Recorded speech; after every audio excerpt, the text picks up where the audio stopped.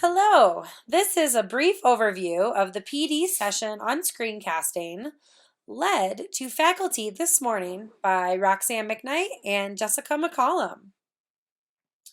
So we started out our presentation by first sharing our PowerPoint that we created via Google Docs on our Animas high school accounts. And we wanted to make sure that everybody had this in front of them so that they could follow along and click on live links and really be engaged in the total experience.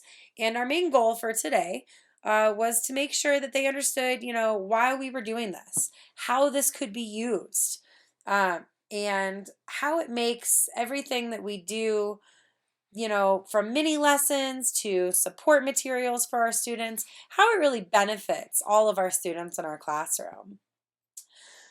So first we asked our peers, how many of you are familiar with or use screencasts? And 2 people raised their hand, mentioning that they knew what screencasts were, they used them, however, they didn't create their own. And that they were really excited to actually get to learn how to do that. So that was a pretty great way to start that PD. Then we just kind of showed them an example of what it would look like. And then we went over the basic screencast, such as showing your students on how to insert headers and page numbers in a Google Doc. And so, that was really helpful. The teachers that saw that 2-minute clip immediately added that to their playlists and added that to their favorites so that they could just share that with their students first thing tomorrow. And we went over how providing support such as this on our digital portfolios gives us more time to work with larger concepts and really giving that one-on-one feedback that our students need in the classroom. Jessica covered Screencast-O-Matic because that's actually what she downloaded on her computer. And she showed an example that she made with her T paragraph, which is also linked on YouTube, and everyone was able to interact with that on their own and go back to it later if they wanted to see any ideas. And she talks about how she uses it kind of going through a PowerPoint, such as I'm doing right now, and again, buying her a ton of time in the classroom to work with those students one-on-one. Briefly already covered the benefits of students. However, again, just touching on archiving mini lessons so that they can check back in with what we taught anytime, reviewing those concepts, appealing to multiple learners, linking screencasts to feedback to student work so that they can really understand. I use this when I teach Photoshop. I can actually go in and point out and click on what I would have changed and actually change their project and show them what I would have done. So that's helpful as well. And then, of course, we allowed for an all-group brainstorm, and we also asked for more brainstorms in our feedback form that we created in Google Forms and are currently collecting the feedback on, which we will display in the video later on. So hopefully you kind of get an idea of what we went over with them. We kept it pretty short, the actual direct instruction, and gave them time to actually make a screencast. And so I'm going to give you a little glimpse of what that looked like now. Different handy little uses we're finding. So what is a screencast? Who's used these before? Has anybody ever learned from them? Okay, so a lot of us are experiencing this concept for the first time, potentially. So can somebody explain what is a screencast, Colleen? It's like a video that can show you, well, the way that I've used it is to show you how to do something on your computer, right? Like I could record my motions to show someone how to make a graph using Excel. Totally. So you can teach actual computer tech skills using screencast. That's really handy. Other uses for this? You can hook up a bamboo tablet and use Microsoft Paint or a similar kind of program and do all kinds of fancy writing and drawing and things like that. Walk people through some sort of process step by step. Totally. It's good for step-by-step processes. What it is basically is a video and audio recording of everything that you're doing on your computer screen. Well, I shouldn't say anything and everything, because you actually have some degree of control over what makes it into the screencast.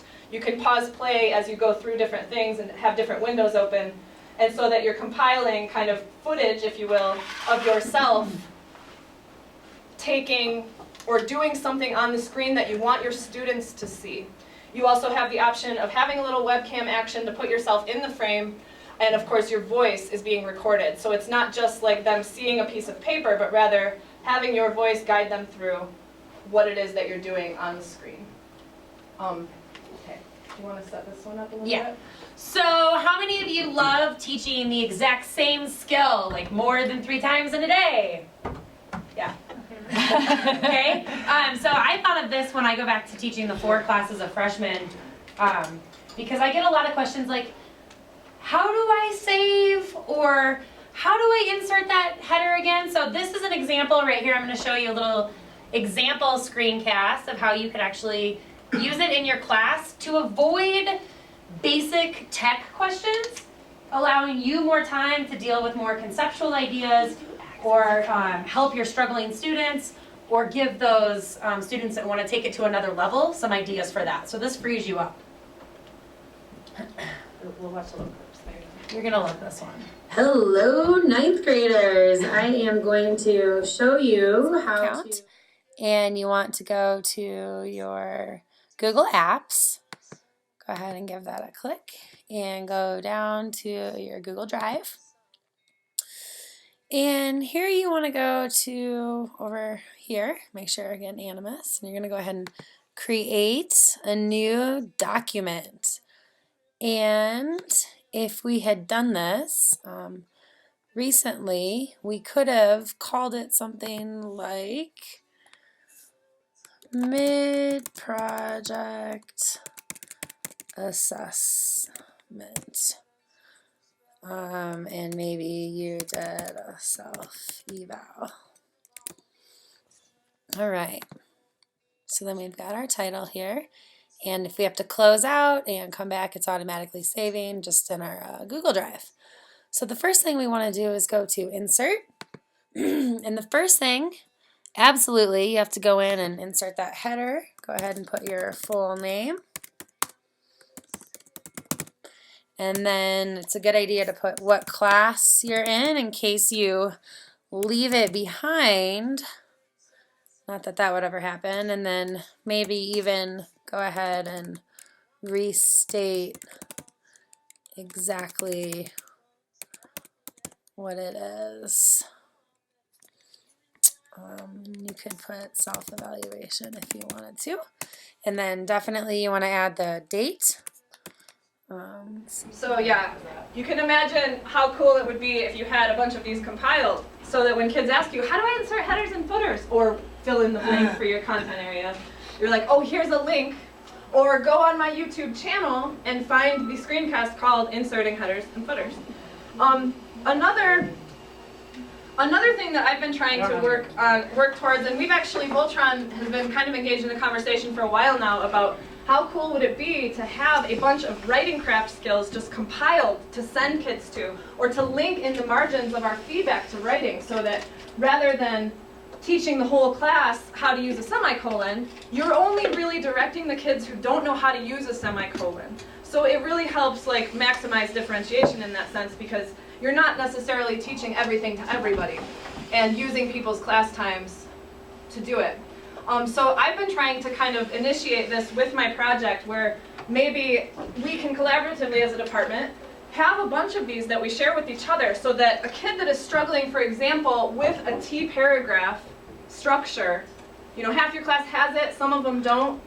You notice it in the writing itself, and you link it to the margin of your electronic feedback. Okay, you need to review T paragraph structure. So in this context, rather than just kind of walking them through the skill, I actually planned a mini lesson, and this is where you have to be kind of prepared to give the screencast. I planned a little mini lesson on T paragraphs, and I screencasted myself doing it.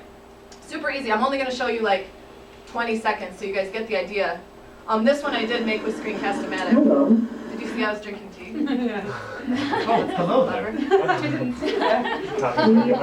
Clever. paragraph organization and development. In particular, a type of academic paragraph that we There's like me. I to can call put myself in key it. paragraphs. Because you know they want to see you, too. This is the type of paragraph that I you prefer are not to often be though. writing in when you write essays, so in persuasive and expository essays, and You guys get the idea. I wanted to point out that another thing that I did in this lesson, and this is something that you can do if you want to make a screencast and archive it on your YouTube site, is down here I linked, and I showed my kids that I linked it too. I screencasted myself pointing out where to find it, but I linked an actual handout, a Google Doc handout, for them to follow along with this particular lesson. So you're talking about differentiating well, right? So making sure that the kids who have different learning styles, they're accessing video and audio content, but also it's available for them to follow along physically in their writing. So you can prepare, you may already have lots of handouts that go with these skills you want to teach. You could put that handout right there with the screencast and make it immediately available. Jessica, during your presentation, did you have like a PowerPoint with it, or were you just talking? I did, and this is the difference maybe between mine and Roxy's, is that she's just like going specifically for that skill, where I kind of planned a little mini lesson. The whole thing is 10 minutes. There's sample paragraphs built in, but I put it into a PowerPoint just to facilitate my own screencasting of it, really, so that it was all in a row. But you know, one thing I found is when I started to go into the screencasting program to build a mini lesson on T paragraphs, is I canceled everything I did really fast. I was like, okay, I need to plan this really well so that it's like a solid, succinct little lesson. But the idea is that I would archive these, right? And then I am not answering those questions all the time, or I'm not giving little lessons on semicolon usage in the margins of my feedback. I'm just saving myself that time by having that link. Just this kid just needs this, so here's the link to that screencast, go to it, learn it yourself. And then hopefully over time you'd be able to save yourself a lot of time if you had built up a bunch of these. So anyway, you guys are teachers and brilliant professionals, and I'm sure that you can infer a lot of different ways that this benefits students. Do you want to talk about it? Yeah, absolutely. One reason for me, again, you know, teaching 4 classes of a wide set of computer skills, allowing the kids to, if I archive these mini lessons, it does make them universally available. But what about my sick kids, my absent kids, or just the kids that want to go back and rewatch the skills at home while they're trying to actually do the project? And so that's that reviewing that concepts right there.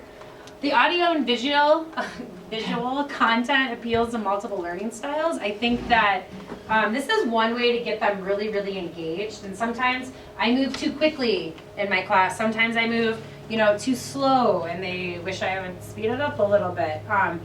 But for a lot of my projects, having this on YouTube, I can just kind of like set them and let them work at their own individual pace. I really like this one, giving feedback on projects. It's been a issue every year where I've run out of time really to meet with my students one-on-one to discuss what I would have liked to have seen differently in their teacher creature projects. That has to be done one-on-one. If I went to this method of actually like pulling up their project in Photoshop and recorded, like, I don't think your hue and saturation match this, and like I'm doing that with the mouse, then I can just send that to them and they can see it, and I can still give them that valuable feedback that they can watch or not watch on their own time. And then it gets... So Kathy, how do you plan on using what you learned in PD today? Well, Roxy, let me tell you, I have a problem with my children who do not read my DP. And I've been embedding files that tell them what to do and where to go and how to do things, and they don't know how. So I thought that if I showed them on a screencast what file to go to, they could then be directed to go and do what I need them to do. It's really very simple, but it requires a little bit of reading. This might show them instead of having them read something. Although I'm concerned that they're not reading. But anyway, that's one thought. Thanks, Kathy. So Colleen, thank you for attending our PT today. How do you plan on using screencasts in your classroom? I am super excited to use Screencast to help my kids with Excel. It's one of the skills we focus on in science, is teaching them how to make graphs and charts in Excel. And I answer the same question a lot of times, so I'm excited to make Screencasts to teach them how to use Excel. Thank you.